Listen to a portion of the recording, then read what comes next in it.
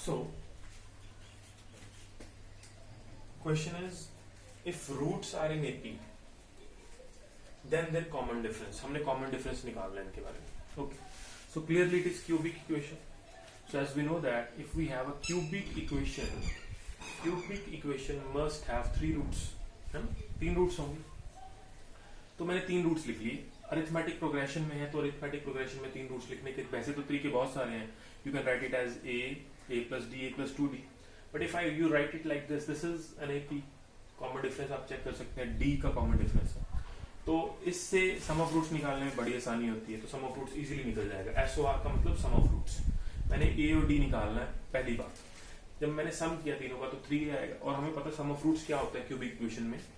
Negative of minus b upon a, but is b is minus 12 by a is 1, है ना. ये चीजें सम of roots कैसे निकालते हैं. So from here a is coming out to be 4. So a की value मेरे पास 4. ठीक है. अगर a मेरे पास 4 है तो a तो निकल आया. Let's calculate. अब मेरे को d भी चाहिए तो d के लिए मैं क्या करूंगा. Let's calculate product of roots. तो प्रोडक्ट, इनका प्रोडक्ट करेंगे तो क्या बनेगा आपके पास. When you do product of them, roots का product a minus d, a plus d. पहले फॉर्मूला लिख लेते हैं. फॉर्मूला क्या होता है. Formula is negative of constant term. What is the constant term. Constant term is -28. It is -28 by coefficient of x cube which is 1. so what is it is +28. when you apply 4 over here and you multiply them, what is the case now. It is equals to 4 square minus d square into 4 is equals to 28. It will cancel with this. So what is d square now. D square is equals to 16 minus 7 which is 9 and d is coming out to be plus minus 3. So d आ गया मेरे पास. Okay, d आ गया. a पता है, common difference अब निकाल सकते हैं. तो कैसे अब पुट कीजिए. कैसे पुट करेंगे. वैल्यूज डालिए. When you put a is equal, so firstly I put a को मैंने 4 डालता हूँ. अब d की 2 वैल्यूज हैं. आप 3 भी डाल सकते हैं, -3 भी डाल सकते हैं. तो मैंने पहले d को 3 डाल दिया. This is my d, this is my a. तो मेरे को बताइए अरिथमेटिक प्रोग्रेशन क्या है. तो पहली term is a minus d which is 1. Second term is a which is 4. Third term is a plus d which is 7. So what is the common difference? Easily check it out. Common difference is coming out to be 3. सो अगला check करने की जरूरत ही नहीं है. C option आपको दिख रहा है, सी पे टिक कीजिएगा. So this is the. So जब भी आपने ये चीज कैलकुलेट करनी है, you can apply the property of sum of roots and this is the product POR, product of roots. Cubic में 3 चीजें देखते हैं वैसे तो हम. सम ऑफ रूट्स भी देख सकते हैं आप, sum of all the roots, product of all the roots, और एक चीज और होती है sum of product of roots taken 2 at a time. उसकी जरूरत नहीं थी, इस केस में हमने अप्लाई नहीं किया उसको. So this is your answer. Option is C is option. So common difference is coming out to be 3. So that's your answer. Let's calculate the next question which is 18th one. It is again from the sequence and series. Especially it is harmonic. HM. I am using here HM and HM is harmonic mean. आपने सुना होगा जब आप arithmetic progression पढ़ते थे तो arithmetic mean पढ़ते थे. ज्योमेट्रिक सीरीज पढ़ी होगी, ज्योमेट्रिक जीपी पढ़ी होगी तो ज्योमेट्रिक मीन पढ़ा होगा. हार्मोनिक प्रोग्रेशन यानी कि HM. HP में HM आता है तो ठीक है. HM पढ़ने की जरूरत नहीं है. आपको AP आनी जरूरी है. जैसे मैं एग्जांपल देता हूँ. क्या बोल रहा है पहले तो H is the harmonic mean of P and Q. तो एक बात तो क्लियर है, अगर ये हार्मोनिक मीन है P और Q का, तो अब ध्यान दीजिएगा HP से AP से HP बनती है. जैसे फॉर एग्जांपल 1, 2 एंड 3. ये 3 नंबर्स अरिथमेटिक प्रोग्रेशन के अंदर है. बात से दिस इज एन AP. तो आप ध्यान रखिएगा. अब इनका अरिथमेटिक अगर मीन निकालो, मीन का मतलब क्या होता है, जो सेंटर वाली वैल्यू.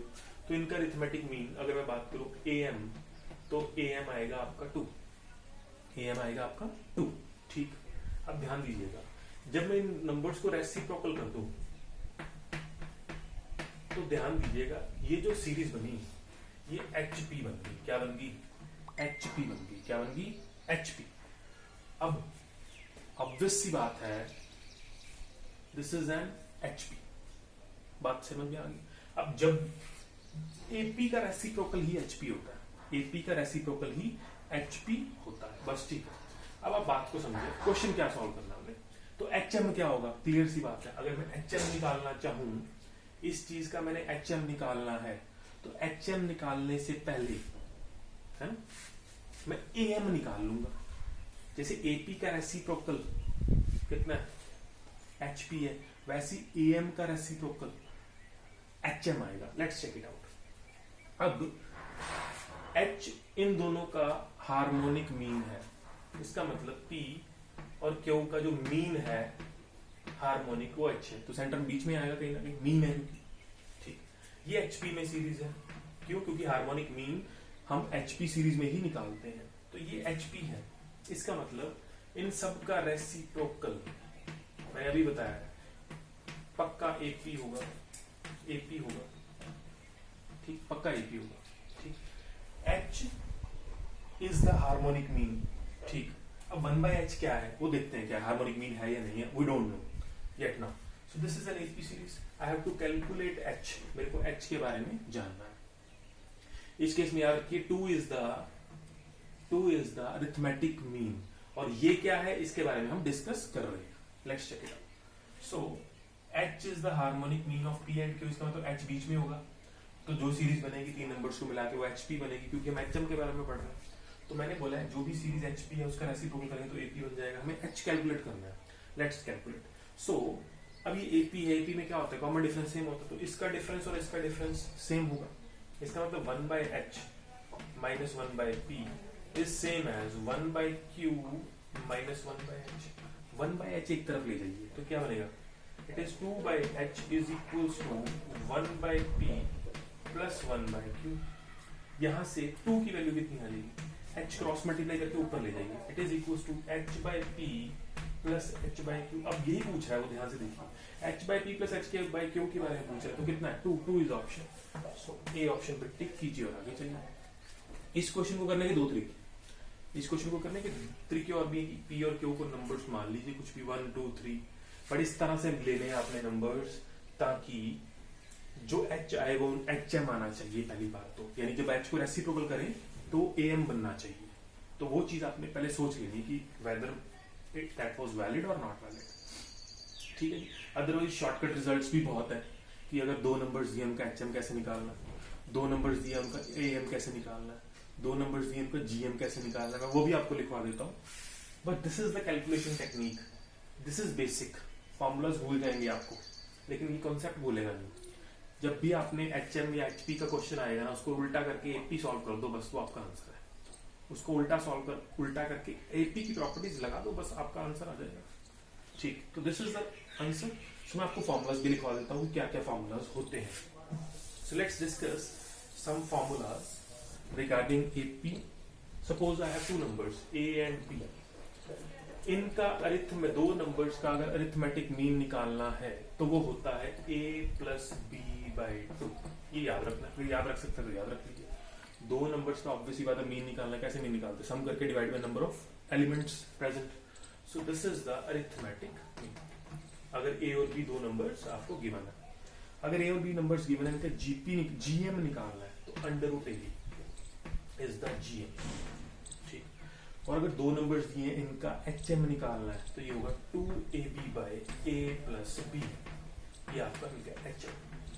तो एएम और एचएम जरूरी नहीं, एएम और एचएम आर नॉट इक्वल नहीं है, ये जरूरी नहीं है equal. Is that fine?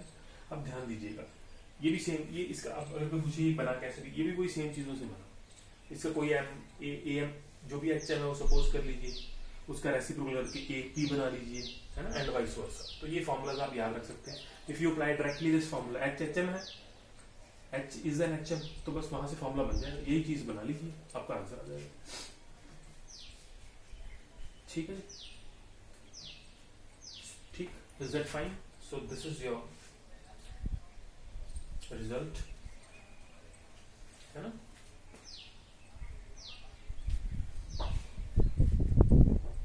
This is harmonic mean, this is geometric mean, this is arithmetic mean,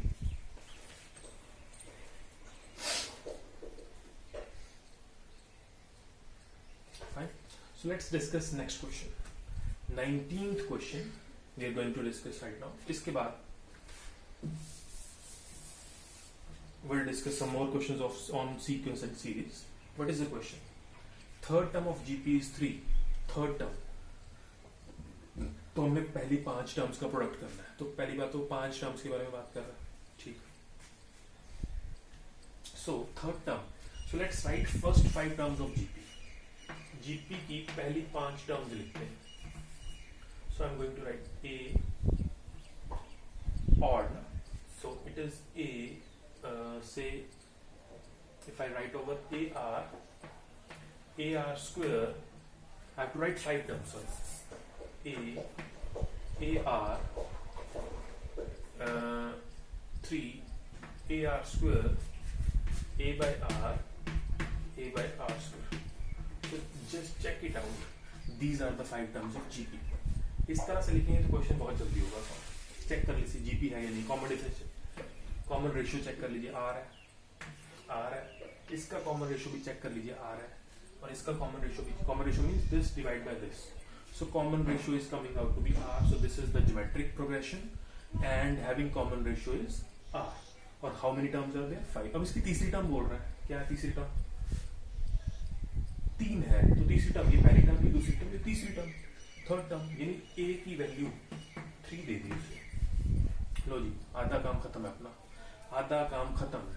A3 दे. अब सबका प्रोडक्ट इनको मल्टीप्लाई कीजिए. क्या आएगा? 1 बार, 2 बार, 3 बार, 4, 5 बार A की पावर 5.